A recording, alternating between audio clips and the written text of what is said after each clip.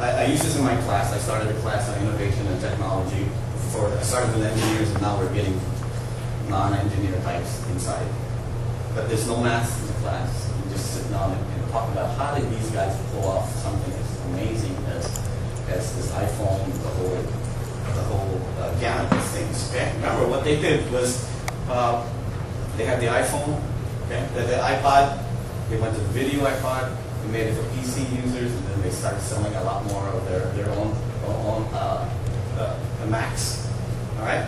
And then this new development, which if you want to see the most arrogant technical presentation ever, you watch Steve Jobs present his iPhone. It's really impressive. Okay, this thing's not even out, but it's already radically changing the wireless world. Apple really did. And if you look, Steve Jobs says we patented everything. Not really. There's probably a whole bunch of other things going to happen. When you put this thing together, voice over IP, what's this? The whole telephone companies will disappear with this new technology. So we get our students to wrap around the concepts here. So let me go. This one looks like it's complete. Okay. So normally when you're in industry and you're trying to get this decide on how and where to invest your money, you ask yourself some questions. Like this comes from Phil McKinney on Killer Innovations. Okay. So you're going to invest into a different portfolio. So somebody with the right idea wants some of your money. So you ask yourself some questions. Is this thing will radically change the consumer experience or the expectations? Apple, iPod obviously answered that in the mail. Okay? This is going to change the competitive landscape. Okay? When Sony was offered the chance to do the iPod, they turned it down. I don't know who the manager is, but he's probably not there anymore. Why? They couldn't conceive of any possibility of why would I make this thing so these guys can rip off my music because I own Sony music. They couldn't perceive of a better way, a different way, like the iTunes mode and doing it legally, that people would like to do it legally. So they blew it at the very end when some other people were peddling this thing, and Apple said, yeah, we can do it. In fact, we can do it a lot better than even the original guys conceived it. Okay?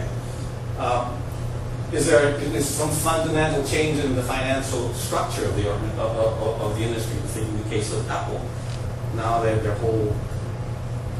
now a media company. Okay. So how did they do that? It was somebody else's. And if you want to ask yourself, when you're within your company, whether or not you want to get into something, do we really have some fundamental competency, some really genuinely brilliant idea that warrants our investment? These are things that you always ask yourself. Okay? You have to do this every year, or you have to come up with some kind of plan. Okay? Am I going to get sufficient margins out of this? What are the margins? The most recent margins I don't know what the heck that is. Okay? But this is a very important discipline. You have to put the metrics onto the R&D.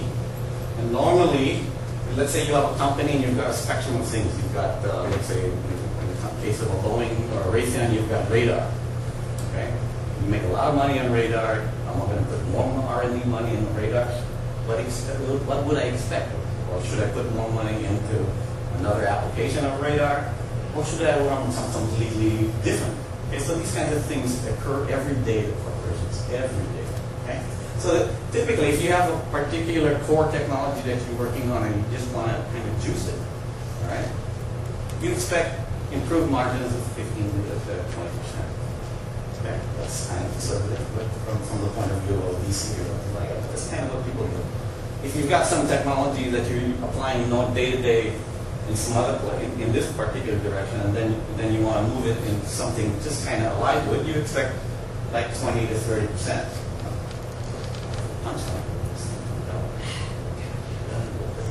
Okay, I can remember it.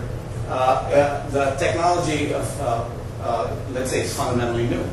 Okay. Well, then you would expect, 100% more. Okay. So these are things that the more normal researchers don't even get to figure out, or they don't want to think about it because they're putting their butts in the sling. No? In the case of Gore technology, Gore Industries, they had that the polyethylene type Gore-Tex. Okay, and then that really took off. They became well known. they became a cable and wire company, fiber optic. Taking that road from on the adjacency. Oh, I got the coatings, I can do all this. I love the chemistry. I can make coatings, I can make fiber optics. So they got into fiber optics. Okay. And then the last one, where they got 50 to 100% margin, they now make the staple guns for surgery. It's core. How they do that? They acquired somebody or something like that, or they did the R&D or blocked the R&D or something like that. So that's kind of how you have a spectrum of choices, and you make those choices, and you have these kinds of expectations.